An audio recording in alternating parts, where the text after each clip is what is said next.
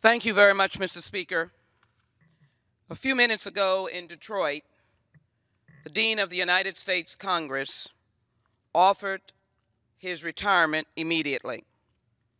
He has asked me, a member of the Judiciary Committee, to offer his words to his colleagues and to again put this statement in the record that indicates that he has notified Speaker Ryan, Leader Pelosi, and Governor Snyder of my retirement from the United States House of Representatives.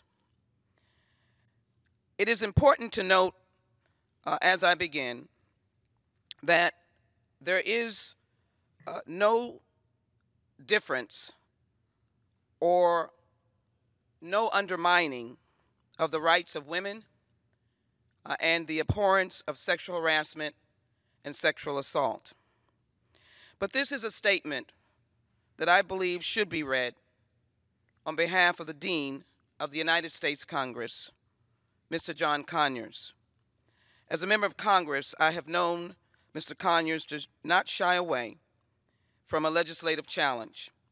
In addition to being the first member to introduce the Martin Luther King holiday bill, he was the first to hold hearings on police misconduct, the first to examine the problem of solitary confinement, the first to offer racial profiling legislation, the first to introduce legislation protecting against disenfranchisement of ex-felons, and the first to pursue legislation protecting black farmers from discrimination, among many other civil rights measures. In 2007, Representative Conyers stood up for the prerogatives of the House of Representatives, successfully brought a suit against former President Bush White House for failing to comply with subpoenas relating to U.S. Attorney's investigation. He has been the chairman of the Judiciary Committee, and he will continue to, in his life, as he has indicated, stand for what is right. It is now my privilege to read this statement from Mr. John Conyers. I reiterate that he says that he notified Speaker Ryan, Leader Pelosi, and Governor Snyder of his retirement from the United States House of Representatives.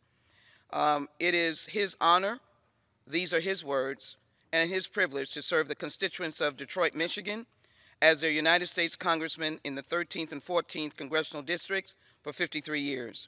He came to Congress, this is his statement again, I came to Congress in 1964.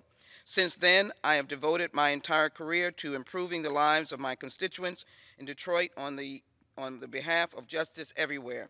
These years witnessed a profound evolution in civil rights, led by millions in the streets who marched for justice and people of conscience in the Congress, both Democrats and Republicans who heard them and enacted the Civil Rights Act, the Voting Rights Act, and other landmark reforms.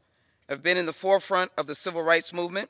I've been a champion of justice for the oppressed and the disenfranchised. I never wavered in my commitment to justice and democracy. I am proud to have been part of that rich history. I have been privileged to be a founder of the Congressional Black Caucus and to represent the United States Congress by being dean. I passed, as indicated, the law dealing with Martin Luther King Jr. holiday, the Violence Against Women's Act, the Hate Crimes Act, the USA Freedom, and the extension of the Voting Rights Act. I have led the fight against mandatory minimums, hoping to reverse the devastating incarceration rates for African Americans and poor people. I've tried to pass a universal health care law, H.R. 676. Every Congress since 1989, I have introduced H.R. 40 to study reparations for slavery, and I deeply appreciate those handful of courageous colleagues who have joined me. For Detroiters, I'm proud that we have been able to accomplish to bring hundreds of millions of dollars in critical grants and federal funding for Southeast Michigan to revitalize our great city, attract rich talent, and return to us prosperity. I recognize that in this present environment, due process will not be afforded to me. I was taught by my great woman, my mother, to honor women. The first employee I ever hired was Mrs. Rosa Parks, who worked in my office for 22 years. It has been my great honor to work alongside some of the most talented and honorable staff on Capitol Hill and in Detroit. I've stated my position on these allegations. I've worked with both women and men. Given the totality of the circumstance of not being afforded the right of due process in conjunction with current health conditions and to preserve my legacy and good name, I am retiring. I hope that my retirement will be viewed in the larger perspective of my record of service as I enter a new chapter. I pledge to continue my commitment to a progressive vision and a better future for this country that I love. I owe that to the legacy of my father, John Conyers Sr., who integrated labor unions in this country, to my brother Nathan, who integrated business, and he is my main man, and to my loving wife Monica, and to my sons John III, whom I believe offers hope to this generation of leadership, and who is committed to being an advocate of fairness and justice for all, and Carl Edward, who never leaves my side. I cannot allow the great work of this body to be distracted by their important work, or from their important work, or the goals of the Democratic Party to be distracted. It has been an honor and a privilege of my life to represent the people of Michigan in the House of Representatives, but that responsibility will now fall to my colleagues and my successor.